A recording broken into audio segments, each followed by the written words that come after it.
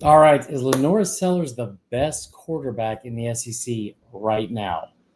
You can make the case that he is. Lockdown Gamecock starts right now.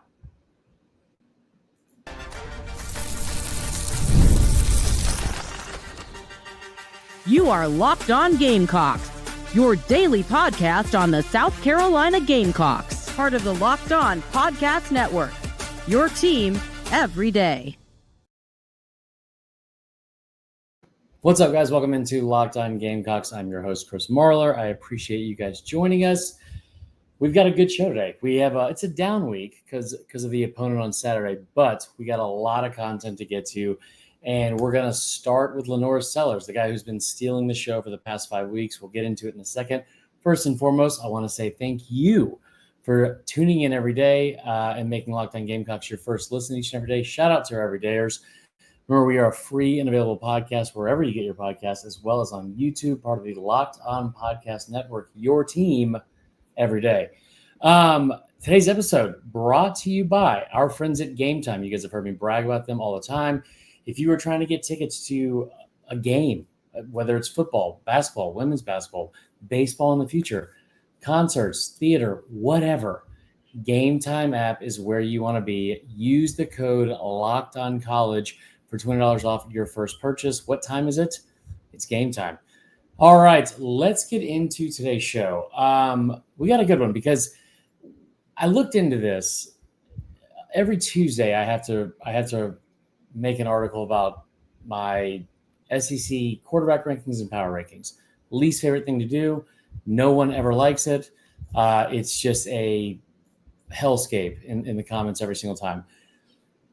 But this week, I made the case for South Carolina. I put them at 2 because I don't think outside of Ole Miss, there's anybody in the conference right now that would beat South Carolina. That includes Georgia. That includes Bama. That includes LSU. Maybe it's a little bit biased. Maybe it's a little bit, I don't know, overzealous, whatever. Today was quarterback rankings. And I'm making the list. And as I'm doing it, I'd had Sellers, I think, up at 5 last week. He was behind Pavia, Ewers, Milroe, and Dart. Dart's not moving for the most part because of the body of work. But if you look at just the last 5 weeks, is LaNorris Sellers playing the best football of any quarterback in the SEC? It kind of feels like he is. Listen, Jackson Dart's numbers are insane. Like he leads the conference in everything. He's like top 5 nationally in almost everything as well. But when you look at just 3 things, the last 5 games, the month of November, and also who is doing what against SEC opponents, LaNorris Sellers has excelled against SEC opponents. That is not something I thought I was going to say at the beginning of the year. When you look at his numbers versus Jalen Milroe, Jalen Milroe has played, I think, 7 games against SEC or 6 games against SEC opponents this year. He has 5 touchdown passes and 6 interceptions, more interceptions than touchdowns. Sellers leads the conference in touchdown passes against SEC opponents, 14. Also has 5 picks. But when you start breaking down the actual numbers and looking into it, which I did, these are where the numbers where he ranks against SEC teams. Completion percentage, 3rd. Yards per attempt, 2nd. Touchdowns, I already told you, 1st. Passer rating, he's 2nd. He's top 3 in all of those major categories against SEC opponents. So when he plays his best competition.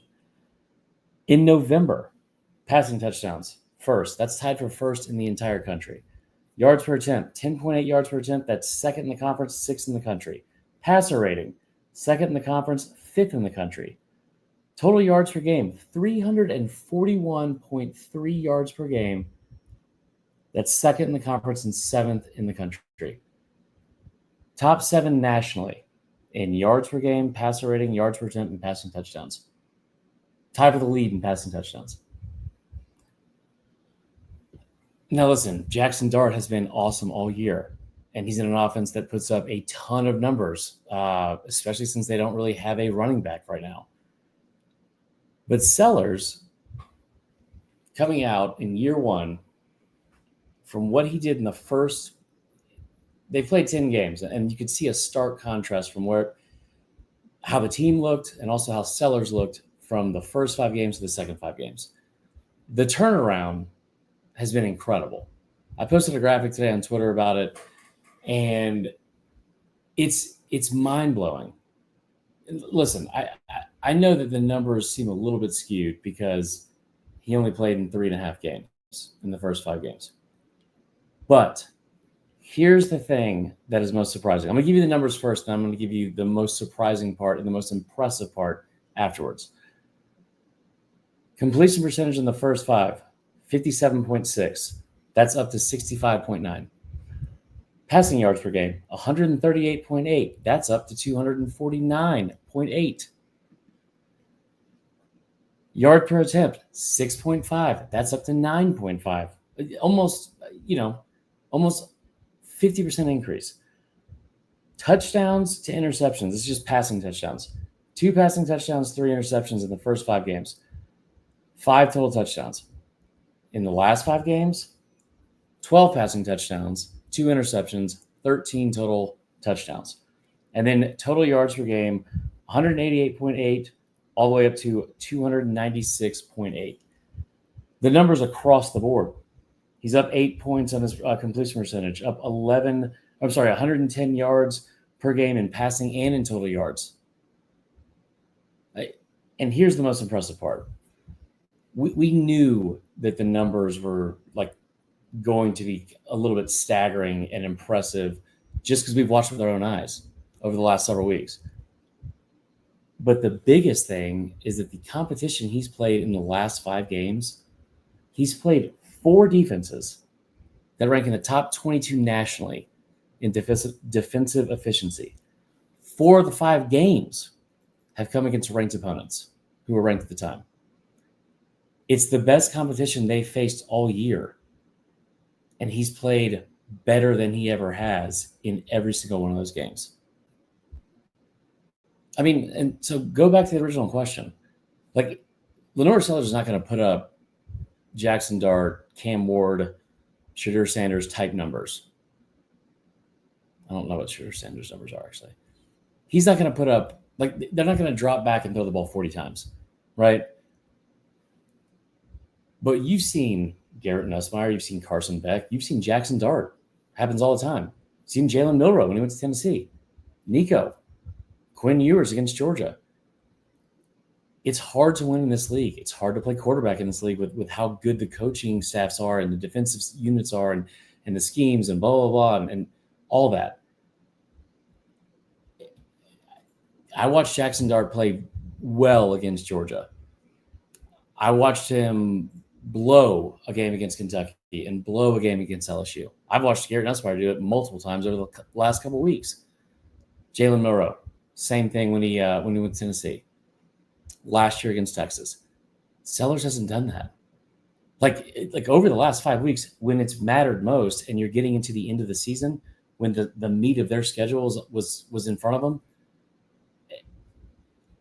Guys, again, the expectations, we should have tempered them from the start, but leading the conference in passing touchdowns against SEC opponents, when you come into a season where you have Carson Beck, who might be the number 1 overall pick, Quinn Ewers going to be a first-round pick, Garrett Nussmeier going to be a first-round pick, apparently.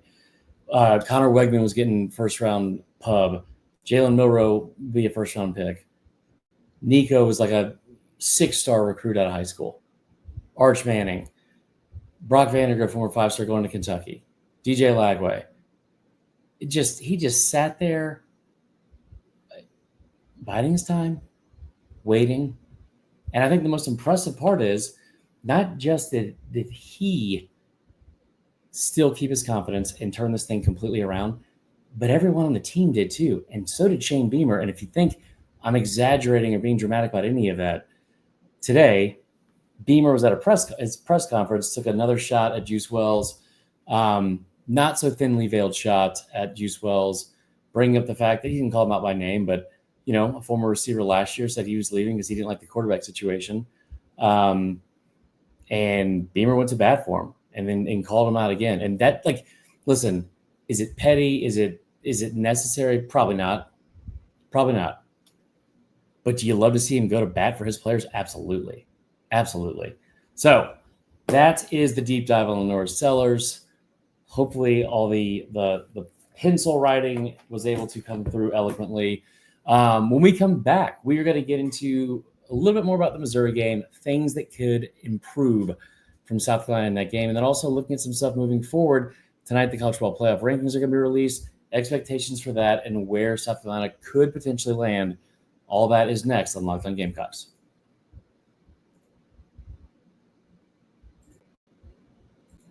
All right, welcome back to Locked On Gamecocks.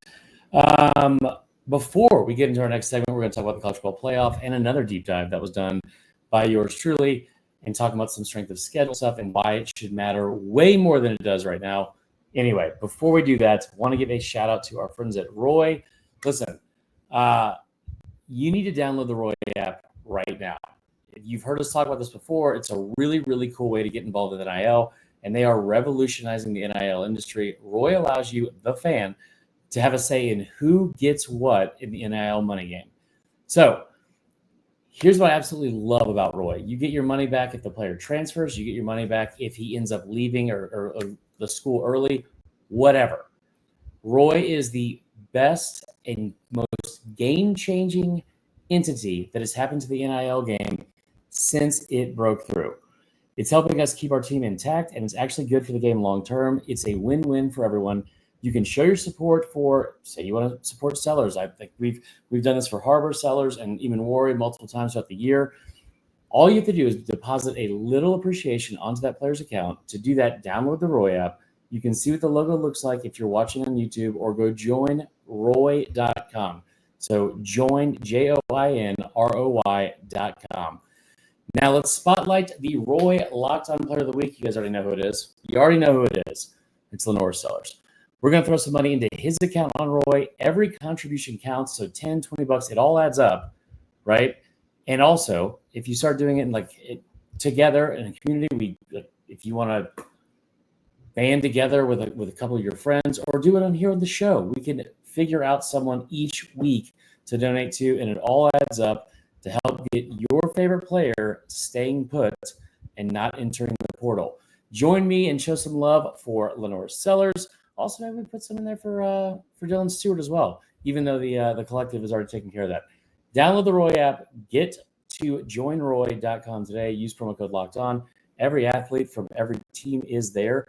No purchase necessary. Void where prohibited. Go to joinroy.com for full details. All right. And last but not least, game time. Guys, it's about to be Christmas. You're trying to get some Christmas gifts, or maybe trying to go out on the town. Maybe it's a date night. Maybe trying to go see something fancy, like a cantata. I don't even know what a cantata is. I think it's just like a fancy word for choir, whatever.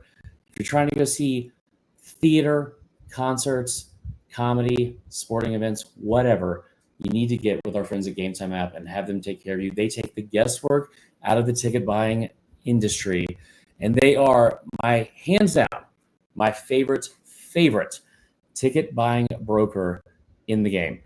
They have several useful tools that no one else has, like all upfront pricing. You just toggle over the feature, say you want to know exactly what the price is, so there's no hidden fees, no surprises at checkout. All of that is right up front. You don't have any weird, awful instances like you have like Uber Eats or DoorDash or Ticketmaster or whatever. They take care of all of that for you with our friends at the Game Time app. And also, they have a really cool feature where you can see the actual view from your seats from outside the stadium before you even walk in the stadium, as well as the most flexible customer service policy in the ticketing industry, hands down. Download the Game Time app today, create an account, use the code LOCKEDONCollege, all one word. Get $20 off your first purchase. That is Game Time. What time is it? Game Time. Guys, let's take a beat and let's just call a spade a spade. That was the worst ad read I've ever delivered on this channel. Horrible. Reading was very difficult today. Man. Anyway, make sure you go check them out. And from now on, I'm just going to show you the ad read so I don't have to actually say the words since I apparently can't read. Let's get into the next part of the show and stuff that I can read. College football playoff rankings are coming out tonight. And I told you guys this the other day. South Carolina's odds went from 14% down to 12%. Nothing that they did, just everyone else around them is also winning. So looking at the actual college football playoff rankings going into this week, BYU is going to drop. Tennessee's obviously going to drop.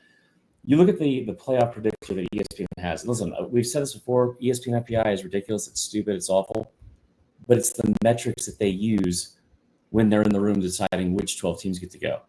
So it's also pretty useful. Here's the thing. I'm not going to even get into whether or not South Carolina deserves to be in the top 12. We all know they do. Right now, they are one of the best 12 teams in college football. Here's what bothers me about this. When you start actually getting into like the nitty-gritty of trying to compare these resumes from team to team, conference to conference, whatever, it doesn't sit right that I know they have 3 losses. But South Carolina's played the 8th toughest schedule in the country. The 8th toughest schedule in the country. Right? They also have played, their opponents have had a winning percentage of .538, which is the 8th best in the SEC. To put that in perspective, it may not sound that impressive, but Oregon, Indiana, and Ohio State sit 1 through 3 with a 95% chance or better to go to the playoff. 95% or better. Penn State is at 6. Like the 6th best odds. They're ranked 4th. They haven't beat a ranked opponent all year. Like their opponent's winning percentage is .447. It's like 35th ranked strength of schedule. I don't get it. 88% chance to go. Here's the thing. You look at Oregon, opponent winning percentage, .484. It's under 500. Indiana, .381. That is the lowest of any Power 4 team in the entire country. It's ranked 125th in the country. .381. Their strength of schedule right now is 106th. Ohio State, .489. Penn State, I already told you, .447. Why don't we just keep it going? Notre Dame, .446. Notre Dame played at A&M, still .446. Miami, .434. Clemson, .440. BYU, .432. Colorado, .481. The only non-SEC college football playoff contender that currently has their opponent's winning percentage over 500 is Boise State. And it's .506. Like a sliver over. Why is that a big deal? Okay, well, in the SEC, we all know that's the toughest conference in the country, all that kind of stuff, whatever. That doesn't mean they should just automatically get 5 or 6 teams in. I get it. But of the 16 teams in the SEC, you think about the gauntlet you have to go through in this conference. Of the 16 teams, only 3 of them have played a schedule where their opponent's win percentage is under 500. Only 3. 13 of the 16 have faced nothing but winning records all year. And I tell you what, if you want to continue on down the line of pulling your hair out with how frustrating it is, I already talked about the Big Ten teams and how weak their schedule has been, how weak their strength of schedule and their conference opponents, the lack of any ranked teams they've beaten. Who's the highest ranked SEC team? Texas. Texas has the lowest strength of schedule in the conference. Texas has 2 wins all season over teams with winning records. It's Colorado State at 7-3 and Vandy at 6-4. They're like the number 3 or number 4, number 3 ranked team in the country. I don't know if it helps or matters to schedule anything out of conference. So if you're South Carolina moving forward, I don't know what their future schedules have in front of them. We could look it up. But you play Clemson every year, right? What's happening right now with the playoff committee? And listen, there's still time left in the season, right? There's still time where things can change.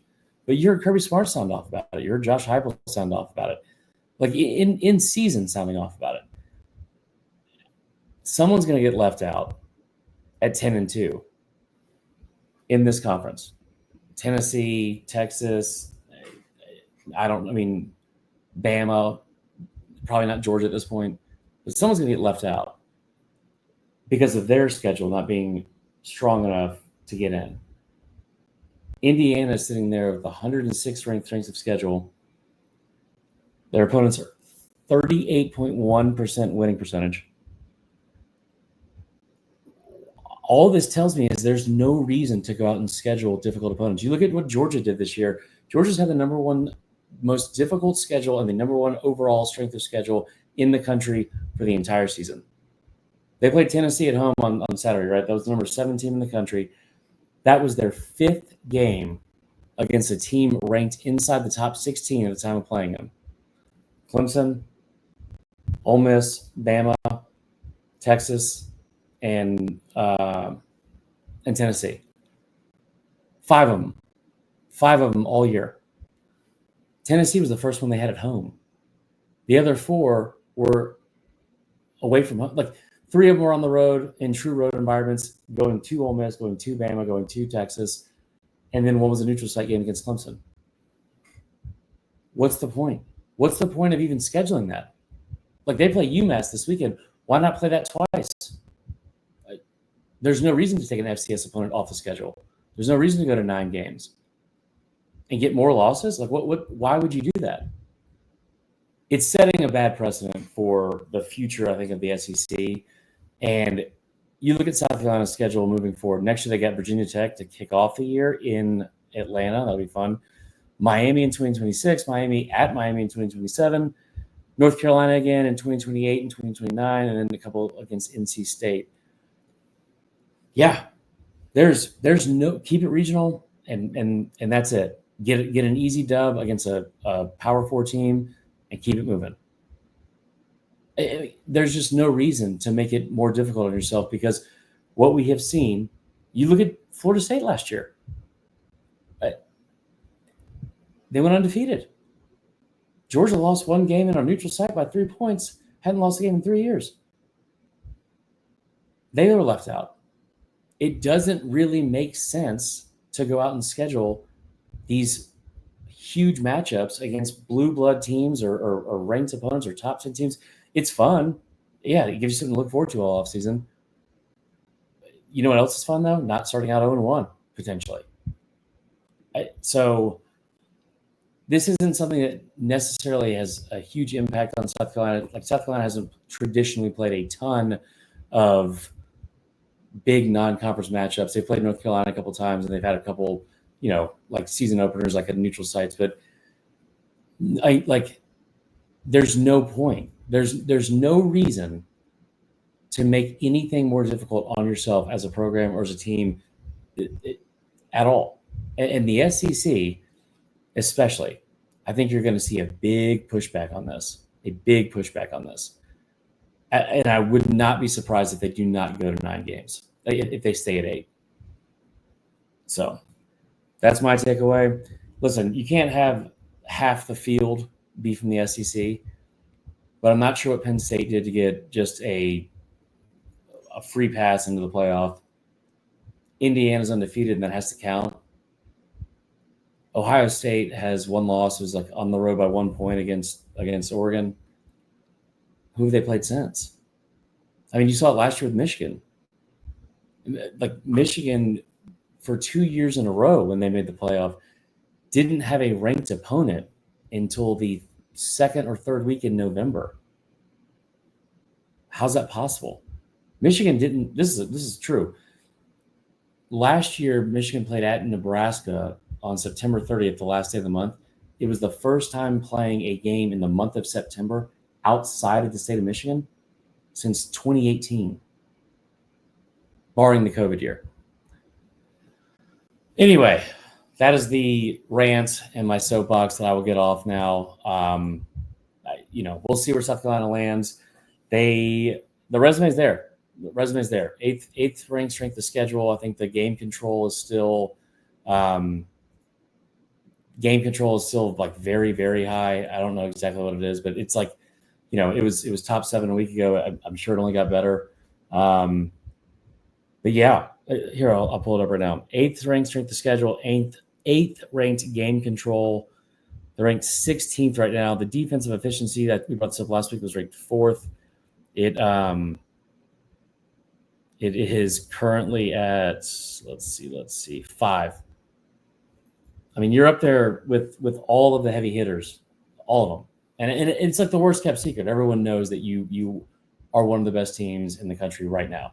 It's the same thing that happened in 2007 in that year of chaos. Georgia and USC were probably the 2 best teams at the end of the year, didn't get to play. Miami in 2000. Honestly, 2012. Like, I know Bama won their 3rd title in 4 years. You could make the case that 4 or 5 teams from the SEC would have beaten Notre Dame for one, and A&M was probably the best team at the end of the year. Anyway, that is enough for my diatribe and soapbox. When we come back, we will talk a little recruiting and the On3 industry rankings that were updated. Stay tuned. Locked On Gamecocks continues next.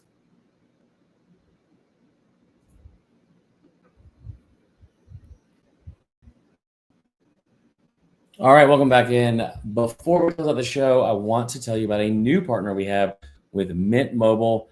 Listen, I love a great deal as much as the next guy, but I'm not going to crawl through a bed of hot coals just to save a few bucks. Very dramatic.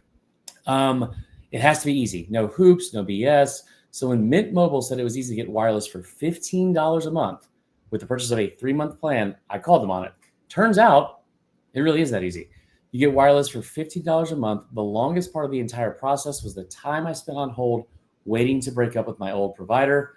Listen, it's unbelievably easy to switch. Everyone knows that, like, I had AT&T forever, was very comfortable with it. But, you start seeing some of these extra prices and things you get tagged with, and all of a sudden your $85 phone plan turns into $140 or whatever. Mint Mobile, $15 a month for a 3-month plan. It's unbelievably worth it. It's unbelievably easy. To get this customer offer, okay, to get started, go to mintmobile.com/lockedoncollege. There you'll see that right now, all 3-month plans are only $15 a month, including the unlimited plan. So it comes with high-speed data and unlimited talk and text. It also comes with the nation's largest 5G network. You can use your own phone with any Mint Mobile plan and bring your own phone number along with your existing contracts. Find out how easy it is to switch to Mint Mobile and get 3 months of premium wireless service for $15 a month, just as easy as I've said it. To get to this new customer offer and your new 3-month premium wireless plan, go to mintmobile.com/lockedoncollege. That's mintmobile.com/lockedoncollege. Cut your wireless bill to $15 a month at mintmobile.com/lockedoncollege. All right, guys, good news. I'm done reading for the day, which is a blessing for everyone. All right, let's close out the show. So what else is new? On3 updated their top 300 and their, I don't know if it's their final evals, but their post-senior season evaluations for the 2025 recruiting class. And there were a lot of changes. Missouri and South Carolina both getting a significant bump, moving up several spots. South Carolina lands at number 20 right now. I believe, hold on. All right, so again, these are just the On3 rankings. They updated the industry rankings as well, and they also updated the industry composite team rankings today, which is where you saw the shift and change. So South Carolina is at number 20. That's 11th in the SEC, but here's the deal. We've talked about this before. Like, the SEC it's unbelievable how competitive and just crazy recruiting always is. It's no different this year. You look at the top 10, there's 7 teams in the SEC in the top 10. There's 5 of the 7 teams are number 2, 3, 4, 5, and 6. You have Alabama, Georgia, LSU, Texas, and Auburn, believe it or not, going from number 2 to 6. Tennessee at 8, and then A&M at 10 as well. And then after that, it's Ole Miss, Mizzou, and South Carolina. So that South Carolina is 10th in the conference. Here's the deal. 10th in the conference, whatever. You're 20th in the country, right? You're just behind Clemson. You still have like time left in this class, and they're going to close with several other key contributors and bigger names. Here are a few of the players that On3 is very high on and saw their biggest, rise and shift in their rankings. You had 2 edge rushers, right? They had the biggest jump out of anyone, Jaquavius Dodd and Donovan Dorden. I should be able to read my own handwriting, but I can't. Both of them jumped inside of the top 125, with Jaquavius being at 85 overall. Why is that important? Because on On3, who is probably the most trusted evaluation site like for recruiting there is right now, he ranks 277 overall in the industry, and Darden ranks 377 overall, both of them inside the top 125. Same with Lex Cyrus, the receiver. They got a commitment from a while back. He ranks 236 in the industry rankings, but 147 and On3. They are very high on him. And then this one surprised me. Shad Surratt, 371 overall in the industry rankings. He jumped all the way up to 219 in the On3 rankings. And then last but not least, the linebacker, Jaquel Holloman, 402 in the rankings, 246. Those are your 5 highest ranked players in the On3 recruiting rankings that just were released. There's still plenty of targets that are left. But yeah, there wasn't anyone that dropped significantly, which was great. And I think you have, I think it was around eight total 4-stars in the class. So it's all in all a very, very good job. We know that Shane and Darren Ursher and the whole staff are going to close well before signing day, which is about a month away, which is crazy. All right, we're going to close too. I would say well. I don't think I said a lot of things well in this show, but I appreciate you guys joining us. Hope you have a fantastic rest of your Tuesday night. Watch the playoff rankings. We'll be back tomorrow with more of Locked On Gamecocks, talking a little basketball as well. Love you all. Go Cox. See y'all later.